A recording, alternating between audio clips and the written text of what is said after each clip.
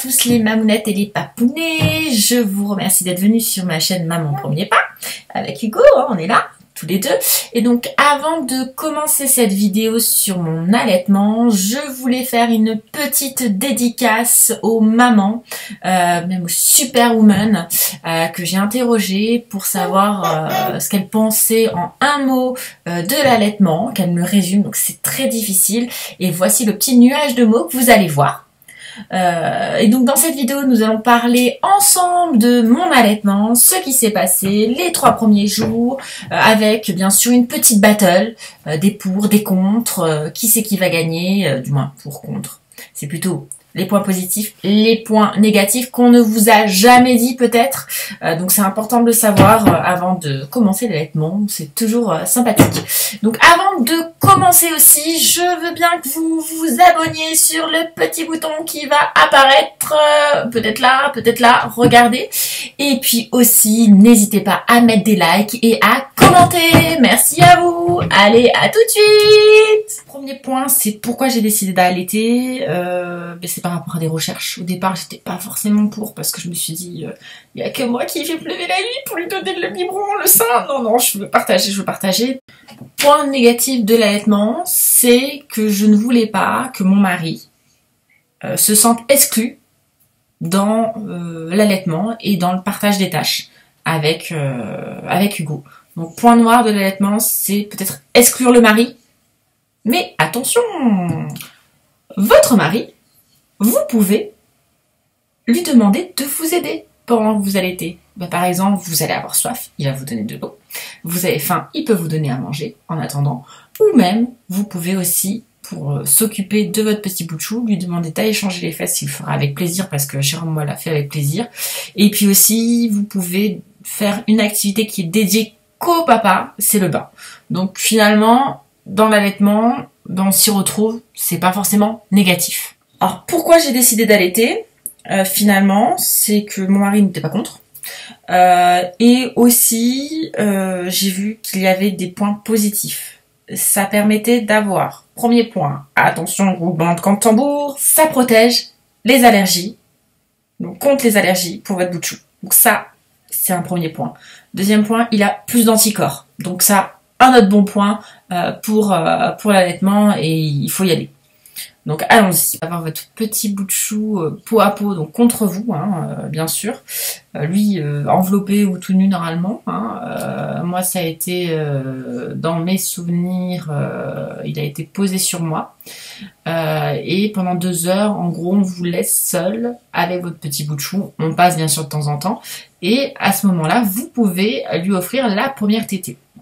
Alors pour moi, la première tétée pour Hugo, ça c'est pas si bien passé que ça. Pourquoi ? Parce qu'Hugo n'a pas fait de tétée de bienvenue. Il n'a pas réussi à attraper mon sein, comme on pourrait dire. Il ne savait pas quoi en faire et il n'avait pas cette succion automatique chez Hugo. Donc mince, ça marche pas. Bon, en tout cas, il était lové contre moi, donc ça c'était magique. Mais à se dire, vas-y, essaye de téter. On n'a pas réussi, donc ça a été dommage, mais ça dépend de chaque maman, donc essayez et ça peut être un bonheur pour d'autres. Donc malgré que cette tétée de bienvenue n'ait pas marché, on a avancé et petit à petit après je suis allée dans la chambre et à chaque fois que je le mettais au sein, les sages-femmes m'ont aidé, m'ont accompagné, ainsi que les puères m'ont aidé et accompagné donc pour donner le sein à Hugo. Donc à chaque fois je les appelais ça, c'était top. On va dire que j'ai bien été entourée. La durée de votre séjour à la maternité, comment vous dire ? Vous pensiez être pudique, vous pensiez ne jamais montrer vos lolos, là, il y a tout le monde qui a vos lolos dans les mains. Pourquoi ? Tout simplement, c'est parce que vous essayez d'allaiter votre fils, c'est que vous voulez qu'il prenne votre sein et que quand il veut pas, au secours, j'appuie sur le bouton. Et là, il y a tout le monde qui a votre poitrine dans la main. Donc, on presse, on essaye. Bon, voilà, passons, je vous passe les détails. Mais ça a été ça, toute la maternité au niveau à la batte. De le mettre au sein et qu'il n'arrivait pas à attraper mon sein parce qu'il ne savait pas quoi faire. On m'a demandé de mettre le petit doigt et de l'entraîner. Donc, je l'ai entraîné à téter. Il a commencé à prendre le rythme, mais sur un sein, il n'y arrivait pas. Donc, on m'a proposé de mettre un embout. Donc, ce magnifique embout de Lancino, qui n'était pas encore commercialisé, que j'ai mis dessus, mais je ne savais pas encore qu'il n'était pas commercialisé. Et franchement, ça m'a aidé, sauf que, point négatif, eh ben ça, il l'a voulu sur le sein. Donc, je me suis retrouvée avec 2 embouts en plastique à la maternité. Et je peux vous dire que je n'en suis jamais sortie. Il a fallu qu'il ait tout le temps et définitivement l'embout. Donc, faites attention si vous mettez un embout. C'est bien parce qu'il prend, mais c'est moins bien parce que peut-être la confusion embout tétine. Et donc, la petite histoire, c'est que ce n'était pas commercialisé. Donc, on a dû essayer de trouver un substitut parce qu'à un moment, l'embout, il marche plus. Donc je me suis dirigée vers Dodi, mais Dodi, le problème c'est que là, vous voyez l'embout, eh ben il est plat et que l'autre il est rond, et donc bien sûr Hugo ne le voulait pas. C'est une super facilité. Donc Dodi, ça n'a pas marché. Donc après je me suis retrouvée vers Nuc, donc ils ont un joli petit poitier, et là vous voyez, c'est magique, c'est joli. Et donc là, ça ressemble... Et attention les filles, il y a plusieurs tailles. Donc après, allez voir des expertes en allaitement, si jamais on vous parle d'embout. Voilà. Mais pour moi, je vous en parlerai pas. Donc bien sûr, après m'être battue donc à chaque prise de sein, hein, pour qu'ils prennent à chaque fois en alterné, je mettais la petite crème, donc Lancino. Pourquoi? Pour éviter d'avoir des crevasses, pour éviter d'avoir des irritations. Et clairement, il ne faut pas en mettre des tonnes. Vous prenez une toute petite noix, là, comme ça. Vraiment tout petit. Faut pas que ça se voit. Comme ça, je sais pas si vous voyez. C'est vraiment ridicule, mais vous en mettez peu sur votre bout de sein et et bien sûr, vous en mettez autour. Alors sinon, petite astuce les filles, quand ça il vous reste et que vous allaitez plus, eh ben c'est un super rouge à lèvres hydratant pour les lèvres. Petit conseil, moi je m'en sers pour réhydrater mes lèvres. Donc c'est pas mal. Pourquoi je vous dis réhydrater les lèvres? C'est parce que vous avez tout le temps soif quand vous êtes en train d'allaiter. Vous êtes un chameau, même pas, vous avez besoin de faire des réserves pour être un chameau. Sauf que comme vous produisez du lait, vous nourrissez votre bébé, vous avez tout le temps soif. Et le pire, c'est quand vous allaitez, vous avez soif. C'est au secours, chérie, m'a pris, c'est j'ai soif, mon chéri, à l'aide. Donc, on va dire que les 2 premiers jours à la mat, ça s'est quand même bien passé malgré les batailles. Sauf que Hugo, la première journée, a fait que dormir, la nuit aussi, et le lendemain, on attendait qu'il se réveille pour le mettre au sein. Sauf que le deuxième matin de la pesée, Hugo avait perdu en gros 7% de son poids. Au niveau du personnel, elles ont été top.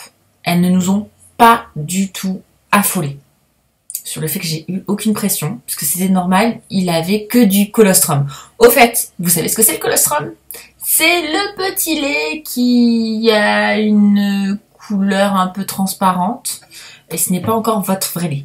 Donc attendez votre montée de lait, ça c'est sympa, je vous raconte après. Donc là, on va dire la 2e nuit ou la 3e nuit pour certaines, là ça s'est gâté puisqu'il avait perdu 7% de son poids.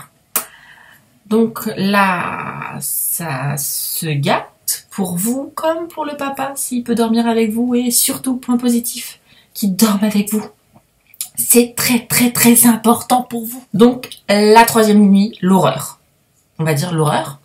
Pourquoi? Parce qu'on m'a demandé, dans mon cas, dans mon expérience, attention les filles, de toutes les 2 heures, donc à partir du moment où il commence la tétée, de le réveiller obligatoirement et de lui redonner le sein. Donc je lui donnais le sein 20 minutes, pas plus, parce qu'il était petit en poids et qu'il se fatiguait trop. Et après les 20 minutes de tétée, il fallait que je le passe, que je lui donne les biberons. Et là, j'avais de la chance, j'avais le papa. Donc le papa lui donnait le biberon, pendant que moi, j'étais au tire-lait. Vous voyez les vaches, quand vous les traitez, c'est magique, c'est magnifique. Au niveau du couple, c'est magnifique. Donc petit point négatif, le tire-lait, évitez qu'il y ait le papa. Mais bon, quand c'est toutes les 2 heures, je crois que vous faites abstraction de ça. Donc bien sûr, tire-les toutes les 2 heures. Je peux vous dire que à la fin de la nuit, si on peut dire qu'on a dormi, on a été KO de chez KO. C'est pas qu'il pleurait, c'est que il se réveillait pas, donc on le réveillait. Et le problème, c'était de tenir le rythme. On l'a tenu, et là, il a bien repris son poids. C'est pour ça que je recommande à être très bien entouré à la mat, que votre mari, s'il peut dormir, si vous voulez allaiter, c'est super pour vous. C'est très important pour vous aider, surtout la 2e ou 3e nuit qui peut être plus costaud. Mais après, c'est bon, quoi. Donc, franchement, après, c'est bien passé. J'avais quand même pris le rythme malgré les embouts en plastique. Même le tire-lait, je continue aussi à lui donner parce qu'il faisait un petit poids et qu'il se fatiguait un peu vite. Ça s'est très bien passé quand on est rentré à la maison. J'ai réussi à prendre mon rythme, à prendre mes repères parce qu'on se dit oh, l'angoisse, est-ce que je vais avoir les mêmes repères? Parce qu'à l'hôpital, on a le siège exprès, on a le lit qui monte, tout ça. Donc, est-ce qu'à la maison, on va pouvoir reproduire la même chose? Ça, c'était l'angoisse. Ça, on vous le dit pas, mais j'étais en train de me dire, au secours! Et puis finalement, ça s'est super bien passé. Donc, les filles, relativisez la maison. Vous êtes chez vous, vous prenez vos marques tranquillement. Et puis, ça se fait naturellement là-dessus. Je peux pas dire que c'est un point négatif, mais Hugo, comme il avait des problèmes de succion, ça a été difficile. Puis après, quand il était au sein, je ne lui donnais pas de tétine parce que je voulais pas qu'il ait de confusion, en plus du biberon. Donc, il était quand même scotché à mon sein. Et la problématique, c'est que j'ai commencé à avoir des crevasses. Et même, j'ai saigné. Donc, un moment, quand vous avez vos tétons ensemble, vous dites non, stop, j'arrête. Donc j'ai arrêté, j'ai appelé la conseillère en lactation et là c'est super, elle m'a dit vous avez le droit de faire aussi la greffe de la tétée. Donc j'ai suivi ses conseils, j'ai fait la greffe de la tétée, mais en attendant je tirais mon lait qui me faisait moins mal et je lui donnais les bibis donc de mon lait tiré. Donc ça s'est bien passé jusqu'à présent. Et malheureusement je suis allée voir la conseillère en lactation qui m'a donné encore pas mal de conseils, d'autres techniques. Sauf que quand elle m'a dit qu'il fallait que je recommence à, comment vous dire, écourter le temps entre chaque tétée, recommencer le même cinéma 10 fois, 5 fois, à chaque sein différent, plus remettre un bibi complémentaire, plus faire mon tire-lait. Et que mon mari, il allait recommencer à travailler parce qu'il avait pris des congés en plus. Là, j'ai dit non, je ne peux pas recommencer. C'est pas possible. Donc, oui, là, j'ai baissé les bras. Et puis, c'est vrai qu'à chaque fois que j'ai réessayé à le remettre au sein, ça me faisait mal.